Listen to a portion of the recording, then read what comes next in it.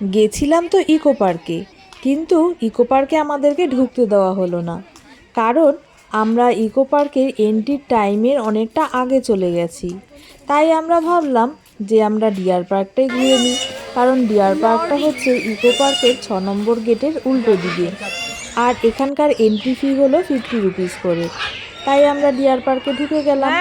আর এখানটা এত সুন্দর করে সাজানো, আর কি সুন্দর সুন্দর পাখি আছে, ওরা কত সুন্দর করে ডাকছে, এগুলো দেখে আমাদের তো খুবই ভালো লাগছিল।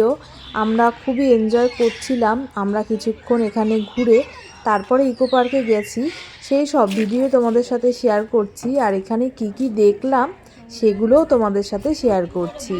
তোমরা দেখতেই পেলে জিরাফ ছিল, এখানে জেব্রা আছে, আর এখানে কুমির আছে। আর কুমিরগুলো এমনভাবে ঘুমোচ্ছিল মনে হচ্ছিল অরিজিনাল না। তো দেখো এখানে মাংকিটা এত সুন্দর, এত কিউট, ওকে দেখে তো আমাদের খুবই ভালো লাগছিল। আর আমি ভিডিও করছি দেখে আরও এই যে এই মাংকিটা তাড়াতাড়ি করে সামনে চলে আসলো। আর এই কুমিরটা দেখো, সবাই বলছে এটাও নাকি পাথরের। তো যাই হোক, আর এখানে আরও ছিল, ডিয়ার ছিল, আরও অনেক কিছুই ছিল।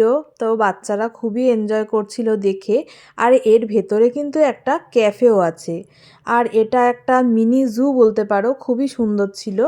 তারপরে এখান থেকে বেরিয়েই উল্টো দিকেই ইকো পার্কের 6 নম্বর গেট, সেখান দিয়ে আমরা চলে গেলাম ইকো পার্কে। এটা হলো ইকো পার্ক। তো ইকো পার্কে ঢুকেই বাচ্চারা এখানে খেলছে, মজা করছে, এনজয় করছে। তো সেগুলো দেখে আমাদেরও খুব ভালো লাগছে। আর তারপরেই আমরা চলে গেলাম ইকো পার্কের 7 ওয়ান্ডার্স দেখতে। এখানকার কিন্তু আলাদা করে টিকিট আছে, 30 রুপিস করে। তো এখানে পিরামিডটায় আমি ঢুকছি এখন। পিরামিডের ভেতরে কি আছে সেটাও তোমাদের সাথে শেয়ার করব। আর কলকাতায় যারা আছো তারা তো অনেকবারই নিশ্চয়ই ইকো পার্কে ঘোরা হয়ে গেছে তাদের। তো কে কতবার ইকো পার্কে ঘুরেছো আমাকে কিন্তু অবশ্যই কমেন্ট করে জানিও। আর যারা কলকাতার বাইরে আছো তাদেরকেও বলবো ইকো পার্কে কিন্তু একবার ঘুরে যেতে পারো, খুবই ভালো লাগবে। এখানে তাজমহল, তারপরে যা কিছুই আছে সব কিছুই কারুকার্য এত সুন্দর যে দেখে মানে খুবই ভালো লাগবে। আমি কিন্তু ইকো পার্কে এই নিয়ে আমার 10 বার ঘোরা হয়ে গেল, কিন্তু এখনও ইকো পার্কে যেতে ভালোই লাগবে যতবারই ঘোরা হোক না কেন। কারণ জায়গাটা এতটাই সুন্দর, এতটাই সাজানো। আর যেহেতু অনেকটা বড় মানে এরিয়া নিয়ে বানানো হয়েছে, তাই পুরোটা তো ধরো একদিনে কভার করা সম্ভব না।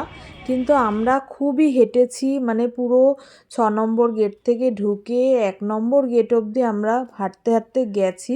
আর এটা তো দেখে বুঝতেই পারছো, the great wall of China. তো এখানকার কারুকার্য কিন্তু খুবই সুন্দর, সত্যিই খুব অপূর্ব কারুকার্য। তাজমহলটা দেখো এত সুন্দর বানিয়েছে, শিল্পীর হাতের কারুকার্য এত সুন্দর, প্রশংসা না করে পারাই যায় না, সত্যিই অপূর্ব বানিয়েছে। আর সব কিছুই কিন্তু রিয়েল মনে হচ্ছে। তো যাই হোক, সারাদিনটা আমরা খুবই এনজয় করলাম এখানে। আর এই জায়গাটা আলাদা করে টিকিট দিয়ে ঢুকতে হয়। আর ইকো পার্কের টিকিট আলাদা, ইকো পার্কে এন্ট্রি ফি 50 রুপিস, আর এটা হলো 30 রুপিস করে। পেট্রার ভেতরে ঢুকে দেখলাম কিছুই ছিল না, তাই ভাবলাম এখান থেকে এবার বেরিয়ে যাই। তো বেরোনোর সময় দেখলাম একটা জলের মেশিন আছে, যেটাতে 1 টাকা 2 টাকা ফেললে জল ভর্তি হয়ে যাচ্ছে বোতলে। তো আমরাও কিছুটা জল ভরে নিলাম। তারপরে আমরা চলে যাচ্ছিলাম পার্কের দিকে। তো যেতে যেতে দেখলাম এই যে এইরকম একটা টয় ট্রেনের মতো ছিল। তো ওটার মধ্যে যদি বুকিং করি তাহলে পুরো ইকো পার্কটাই ঘুরিয়ে দেবে। তো এখানে কিছুটা স্কুলের বাচ্চা দেখো কত মজা করে এনজয় করে ওরা এটার মধ্যে করে ঘুরে বেড়াচ্ছে, খুবই ভালো লাগছিল। আর আমরা যেই সময়টায় গেছিলাম সেই সময়টা সব স্কুল থেকে বেশিরভাগ বাচ্চারা এসেছিল, কারণ সবার স্কুলের মোটামুটি একটু ছুটি চলছিল। আর আমরা গেছিলাম ডিসেম্বর মাসে। আমি এতটাই কুড়ে যে এডিট করার ভয়ে আমি এতদিন ভিডিওগুলো মানে পোস্ট করিনি, এখন পোস্ট করছি। ভাবছি যে আর রাখা যাবে না, এবার তো পোস্ট করতেই হবে। আর ঘোরার জন্য না একটা ভালো সঙ্গ খুবই প্রয়োজন। একা একা তো একদমই ঘোরে মানে মজাই লাগবে না কোনো, আমার যেটা মনে হয়। জানি না, হয়তো কারুর একা একা ঘুরতেও ভালো লাগে, কিন্তু একা ঘুরতে আমার তো একদমই ভালো লাগে না। তাই একটা ভালো সঙ্গী খুবই প্রয়োজন।